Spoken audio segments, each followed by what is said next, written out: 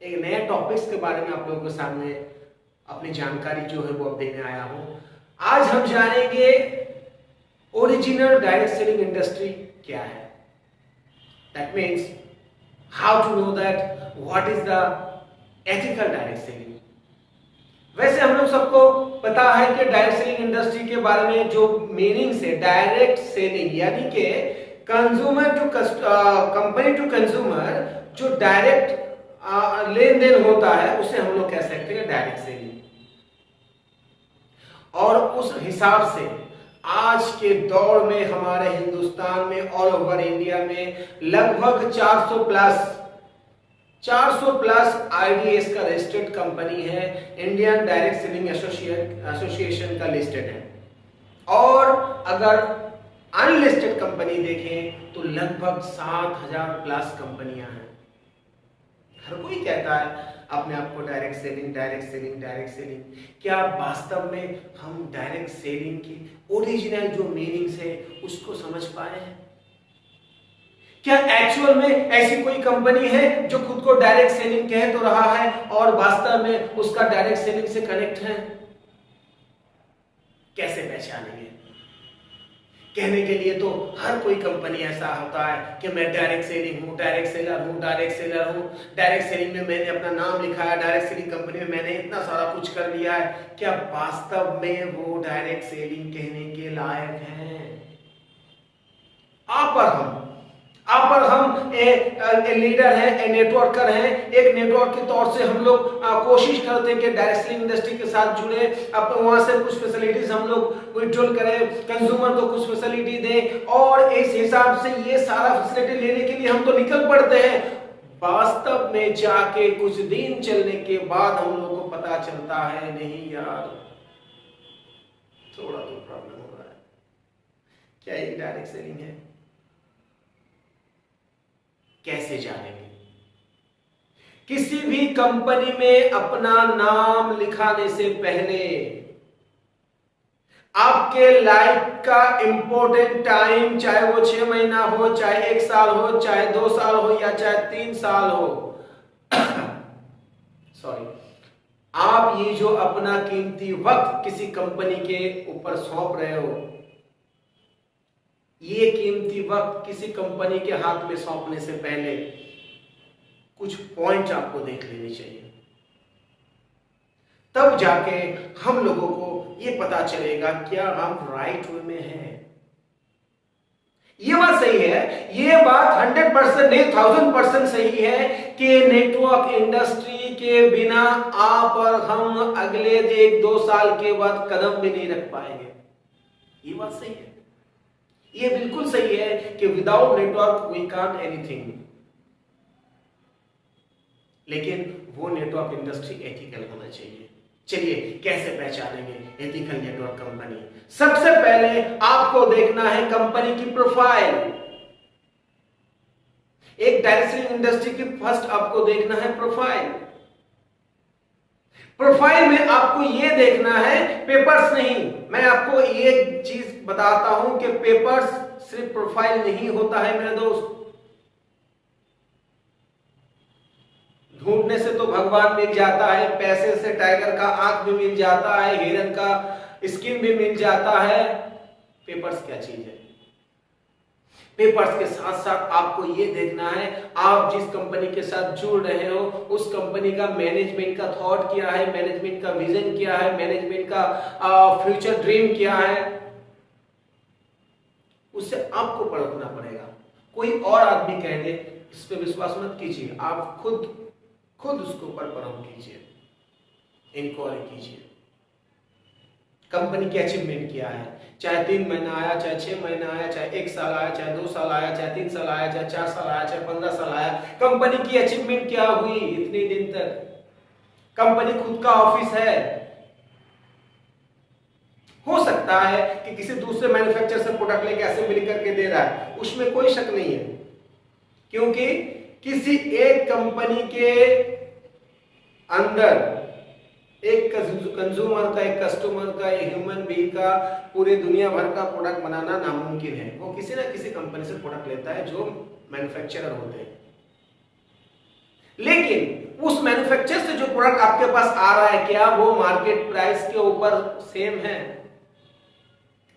यानी कि आपको देखना पड़ेगा कि कंपनी के प्रोफाइल के साथ साथ, कंपनी के पेपर्स के साथ साथ, कंपनी की खुद की ऑफिस है क्या, कंपनी का खुद का R&D सेक्टर है क्या, कंपनी का मैनेजमेंट इसके ऊपर सर्व करता है क्या, ये आपको देखना पड़ेगा। उस मैनेजमेंट बॉडी में जो है क्या वो कंज्यूमर के बारे में सोच रहा है, क्या वो लीडर्स के बारे में सोच रहा है, इसके ऊपर आपको फोकस करना पड़ेगा। Second point is very important part, product. ये सबको पता है, 4P सबको पता है, प्रोफाइल, प्रोडक्ट, प्लान और डिस्ट्रीब्यूशन, प्राइस। मैं उस सब में नहीं जाऊंगा, लेकिन प्रोडक्ट हम लोगों को इसलिए देखना है कि डायरेक्ट सेलिंग में, नेटवर्क इंडस्ट्री में प्रोडक्ट बिकता है, और अगर प्रोडक्ट बिकता है तो हर कंपनी चलती है, हर लीडर बचता है। मेरे फ्रेंड्स, प्रोडक्ट क्या अफोर्डेबल है? अफोर्डेबल मींस जिस प्रोडक्ट का क्वालिटी हाई होगा, क्वांटिटी ज्यादा होगा, प्राइस भी नॉर्मल होगा, नॉट ओनली चीप। इसके ऊपर आपको ध्यान देना है, क्योंकि डायरेक्ट सेलिंग अगर आप और हम किसी कंज्यूमर के पास जाकर उनको बता दें कि सर ये हम डायरेक्ट सेलिंग इंडस्ट्री से आए हैं, XYZ कंपनी की ओर से हम लोग आए हैं, और आप अगर अपनी दुकान को चेंज कर ले, लाइफ में एक बार अपनी दुकान को चेंज करके देखिए सर, आपकी जिंदगी बदल जाएगी। और ये जिंदगी बदलने के बात करते करते जब वो बंदा अपनी जिंदगी बदलने के शौक में, जिंदगी बदलने के सपने देखना शुरू करते हैं, और वो अपने लोकल मार्केट को छोड़ के किसी एक direct selling industry, network industry में अपना नाम लिखाते हैं, उस दुकान को चेंज करके अपना प्रोडक्ट खरीदते हैं, तो अंत में जाके वो देखता है मैंने कितनी बड़ी गलती कर ली, कितनी बड़ी गलती कर ली। क्योंकि डायरेक्ट सेलिंग इंडस्ट्री का प्राइस जो होना चाहिए वो नेटवर्क इंडस्ट्री हो चाहे कुछ भी हो, डायरेक्ट मतलब होता है कंपनी टू कस्टमर, यानी कि लोकल मार्केट में जो सामान आप 100 रुपए में खरीद रहे हो, या तो इस कंपनी को वो 90 में मिलेगा, या 100 में मिलेगा, या 95 में मिलेगा, ना कि 100, 105 में, या 110 में, या 120 में खरीदारी करनी पड़े।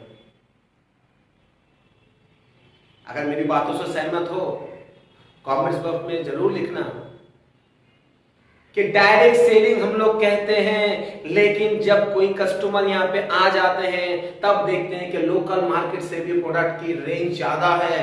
और अगर कोई मुझे पूछता है, कोई बंदा ये क्वेश्चन करता है कि आप लोगों की कंपनी का प्रोडक्ट इतना ज्यादा क्यों है जबकि मार्केट में तो 50 में मिलता है, तब हम लोग कहने लगते हैं कि प्रोडक्ट की क्वालिटी ज्यादा है। अगर प्रोडक्ट की क्वालिटी ज्यादा है, मैं मानता हूं प्रोडक्ट की क्वालिटी ज्यादा है, लेकिन आपकी कंपनी ना तो रिटेलर है, ना तो होलसेलर है, ना तो सोल डिस्ट्रीब्यूटर है, ना CNF है, और ना ही कोई एडवर्टाइजमेंट है, तो ये सारे पैसे तो बचते हैं। उसमें से 2 रुपए ज्यादा मैन्युफैक्चर के लिए बढ़ा दीजिए, क्वालिटी अपने आप बढ़ जाएगी। प्राइस की बढ़ाने की क्या जरूरत थी, क्या जरूरत थी?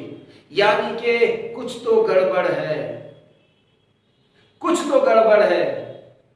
तो original ethical direct selling company अगर आपको चूज करना है तो आपको देखना होगा मार्केट में जो चीज 10 रुपए में बिक रहा है उसी चीज के समान, उससे कंपैरिजन करके उससे थोड़ा क्वालिटी बेटर होगा, या तो 10 में आएगा या 9 में आएगा, ना कि 12 में आएगा या 15 में आएगा।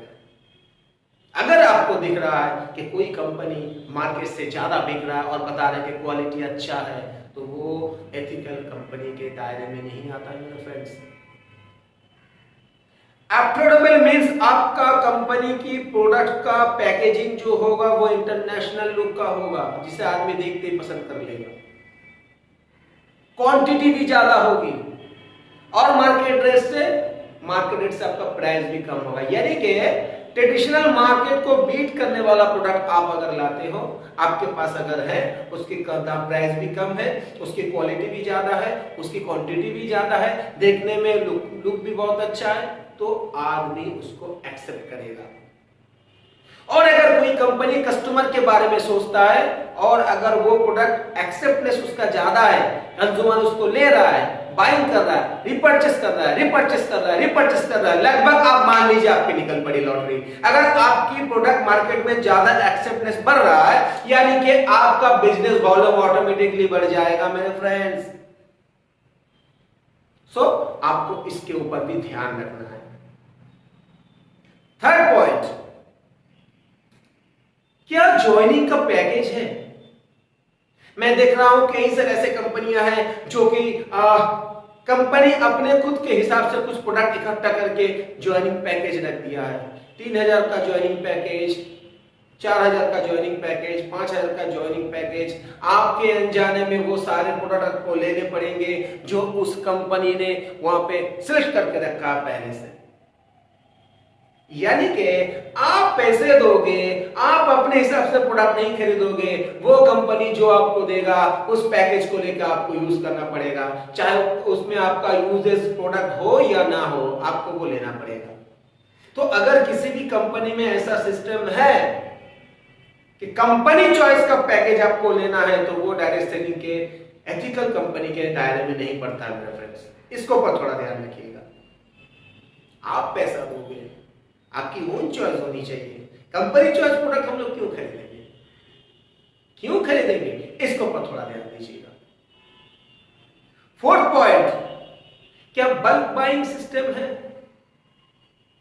साइड वॉल्यूम मेंटेन करते करते मेरा घर गोदाम बन रहा,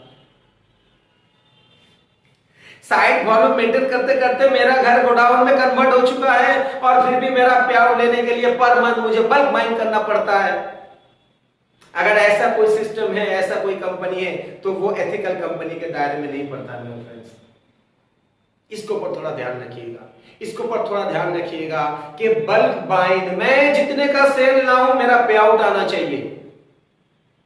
मेरे टीम में चाहे 2 लेग हो, 4 लेग हो, 6 लेग हो, 1 लेग काम कर रहा है तो उसका कुछ मुनाफा मेरे घर में आने चाहिए।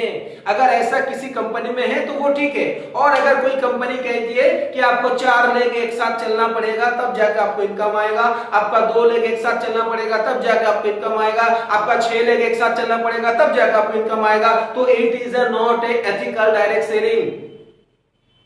ये एथिकल डायरेक्ट सेलिंग नहीं है।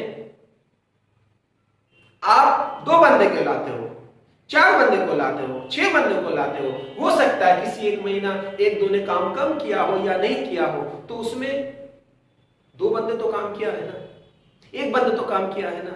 उसके हिसाब से जितना मेरी मेहनत होगी उसके ऊपर से मेरा पे आउट आने चाहिए, चाहे वो 100 रुपया हो, चाहे 1 रुपया हो। अगर ऐसा किसी कंपनी में है तो वो डायरेक्ट सेलिंग है, एथिकल, और अगर नहीं है तो वो एथिकल के दायरे में नहीं पड़ता है फ्रेंड्स। डिस्ट्रीब्यूशन को देखना है।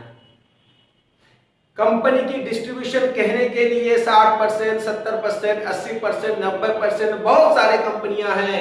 आपको ये देखना पड़ेगा कि ओरिजिनल डिस्ट्रीब्यूशन जो कंपनी कहती है कि मैं 70% डिस्ट्रीब्यूशन कर रहा हूं, कोई कंपनी कहती है कि मैं 80% डिस्ट्रीब्यूशन कर रहा हूं, कोई कंपनी कहती है कि मैं 90% डिस्ट्रीब्यूशन कर रहा हूं ऑन बीवी, तो क्या ओरिजिनल में वो हर महीना 90%, 80%, 70%, 60% बीवी को डिस्ट्रीब्यूशन कर रहा है? इसको कैसे पहचानेंगे? इसको पहचानने का एक आसान तरीका आपको आज मैं बता देता हूं, शायद कुछ लोगों को पता है। इससे बचने का आसान तरीका, इसको जानने का आसान तरीका यह है कि देखिए वो 90% जो डिस्बर्समेंट है उसको लेने के लिए आपको महीने में कितने का सेल लगाना पड़ेगा, आपको या आपके टीम से कितने सारे रैंक को अचीव करना पड़ेगा, कितने लेग मेंटेन करने पड़ेंगे, और उन लेग अगर पूरा मेंटेन हो तो उसके बाद फिर हमको फिर कितना क्या करना पड़ेगा। क्या 10 लाख का सेल लाना पड़ेगा तब जाके हमें टोटल डिस्बर्समेंट मिलेगा? क्या 20 लाख का सेल लाना पड़ेगा तब जाके हमको टोटल सेल डिस्बर्समेंट मिलेगा? क्या 15 लाख मेंटेन करने पड़ेंगे तब जाके मुझे टोटल डिस्बर्समेंट मिलेगा?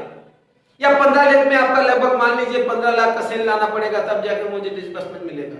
या 1 लाख में मुझे 15 लाख सेल हो जाता है, दूसरे लाख में नहीं होता है, तो क्या मुझे डिस्बर्समेंट नहीं मिलेगा? डिस्बर्समेंट जो कंपनी कहती है कि हम लोगों का ज्यादा है, बीवी ज्यादा होने से पे आउट ज्यादा नहीं आता है मेरे फ्रेंड्स। 60% बीवी है, 50% बीवी है, बीवी ज्यादा होने से पे आउट ज्यादा नहीं आता है। जिस कंपनी का प्रोडक्ट का आपका 60% बीवी आएगा, थोड़ा कॉस्ट कर लीजिए, 60% बीवी तो दे रहा है, लेकिन उस प्रोडक्ट का प्राइस मार्केट से कई गुना ज्यादा है, कई गुना ज्यादा है, जो आपको सेल करने में बहुत प्रॉब्लम क्रिएट होती है। बीवी कम हो लेकिन प्रोडक्ट की एक्सेप्टेंस ज्यादा हो, क्वालिटी हो प्रोडक्ट में, पैकेजिंग बढ़िया हो, क्वांटिटी ज्यादा हो, प्राइस में कम हो, बीवी कम हो, सेल बढ़ेगा तो ऑटोमेटिक आपका बीवी आ जाएगा। तो इसके ऊपर हम लोगों को ध्यान देना है, क्योंकि 90%, 80%, 60%, 70% डिस्ट्रीब्यूशन हमको पाने के लिए कंपनी की टॉप रैंक अचीव करने पड़ेंगे। और टॉप रैंक मेरे हिसाब से जितने भी बड़े बड़े कंपनी हैं लगभग 15 लाख, 12 लाख, 9 लाख के नीचे नहीं है। और एक कंपनी, 2 कंपनी, 3 कंपनी ऐसी भी हैं जिनके 2 लाख के ऊपर प्लान है, लेकिन आपको देखना है 2 लाख के ऊपर भी टॉप डिस्बर्समेंट लेने के लिए मुझे कितने का सेल लाना पड़ रहा है, मुझे अकेले या मेरे टीम के ऊपर से। राइट फ्रेंड्स, तो इसके ऊपर ध्यान रखिए, इसके ऊपर आप गौर कीजिए। किसी भी कंपनी जाने से पहले आपको प्रोफाइल देखना है, affordable product, price, package, quantity देखना है, ज्वाइनिंग पैकेज है क्या नहीं आपको देख लेना है, बल्क बाइंग है उसमें है क्या नहीं ये भी आपको देखना है। और 5 नंबर है कंपनी के डिस्ट्रीब्यूशन, यानी कि ये 5 चीज अगर हम लोग देख लें तो डेफिनेटली हम कभी किसी भी कंपनी में अपना कीमती वक्त जाया नहीं करेंगे, और कभी भी कोई कंपनी छोड़ के फिर दूसरी कंपनी, फिर दूसरी कंपनी, फिर दूसरी कंपनी हमको नहीं करना पड़ेगा। फ्रेंड्स, आज के लिए इतना ही। सिर्फ इतना कहूंगा कि आंख खुली रखिए, दिमाग खुला रखिए, किसी भी कंपनी के साथ बैठने से पहले कंपनी के बारे में अच्छे से जानकारी लीजिए और उनके प्लान को घर में बैठ के खुद उस प्लान में घुसिए। अब प्लान बता के चला गया, कोई दोस्त कर रहा है, उसको अचीवमेंट मिल चुका है, ठीक है, आप क्या कर पाओगे, आपके टीम में क्या होगा, इसके ऊपर थोड़ा ध्यान रखिए।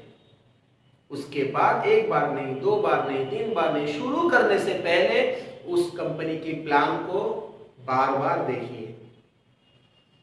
कुछ प्रोडक्ट यूज कीजिए, कुछ प्रोडक्ट अगर मार्केट में कोई यूज किया है तो उसका रिजल्ट आप लीजिए, फीडबैक लीजिए।